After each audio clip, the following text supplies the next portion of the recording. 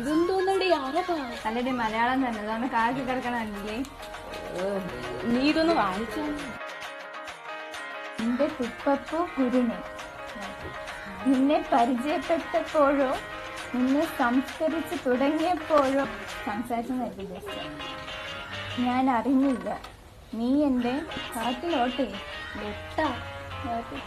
നിനക്കൊരു ഫുൾ ടിക്കറ്റുമായി കണ്ടക്ടറായി ഞാൻ ബസ്സിൽ കാത്തു നിൽക്കാം.